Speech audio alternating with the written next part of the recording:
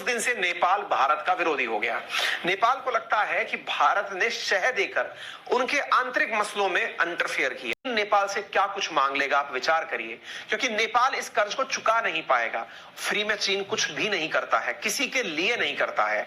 ये आप दुनिया के कई देशों से सुन चुके हैं। पाकिस्तान देख लीजिए, श्रीलंका देख लीजिए, बांग्लादेश देख लीजिए, सब कहते कहते थक चुके हैं। अब नेपाल अगर ऐसा कुछ करता है तो इसकी एवज में नेपाल उसको ऑफर नहीं। तो अब हुआ ये कि जो पहाड़ी सरकार है उसको ये लगता है कि तराई लोगों को समर्थन भारत सरकार देती है।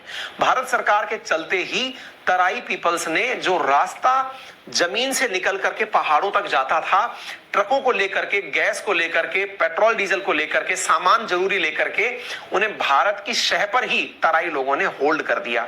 बस उस दिन से नेपाल भारत का विरोधी हो गया। नेपाल को लगता है कि भारत ने शह देकर उनके आंतरिक मसलों में इंटरफेयर किया और उसकी वजह से अब वो अल्टरनेट रास्ते तलाश रहा है। और इसी का फायदा उठाया चीन ने इसी का फायदा उठाते हुए नेपाल को यह समझाने का प्रयास किया, यानी कि वहां की जो पहाड़ी सरकार है उसको यह समझाने का प्रयास किया कि विचार करो, कल को इंडिया तुम्हें भूखा मार सकता है। भूखा मार सकता है मतलब तुम्हारे क्षेत्र में आने के जो रास्ते हैं उन्हें बंद कर सकता है, क्योंकि नेपाल पूरी तरह से जिस रास्ते से कनेक्टेड था वो इंडिया से होकर ही निकलता था। तो बोले तुम्हें कल को ऐसा कर दिया तो तुम्हारे पास अल्टरनेटिव रास्ते होने चाहिए। लेकिन अल्टरनेटिव रास्तों में पहाड़ों के विपरीत खड़ा था हिमालय के अपोजिट साइड में था चाइना। ऐसी स्थिति में चाइना इस चीज को पैसे के बल पर करने में कामयाब हुआ।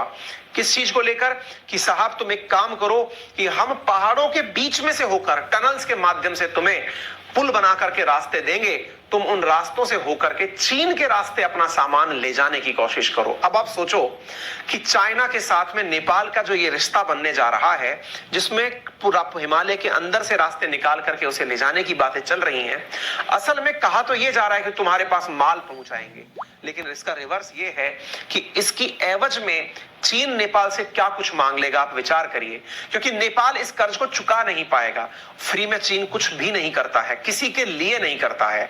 ये आप दुनिया के कई देशों से सुन चुके हैं। पाकिस्तान देख लीजिए, श्रीलंका देख लीजिए, बांग्लादेश देख लीजिए, सब कहते कहते थक चुके हैं। अब नेपाल अगर ऐसा कुछ करता है तो इसकी एवज में नेपाल उसको ऑफर क्या करेगा?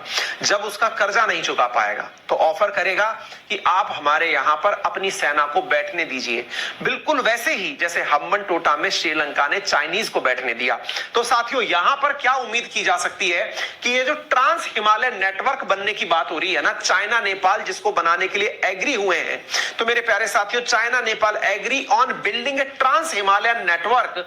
इस नेटवर्क को बनाने की जो बात हुई है ना, जिसमें मल्टी डायमेंशनल कनेक्टिविटी की बात हो रही है, ये भविष्य के लिए चाइना के साथ साथ नेपाल के संबंध तो सुधारेगा, लेकिन कॉम्प्रोमाइज में बहुत सी चीजें कॉम्प्रोमाइज कर देगा।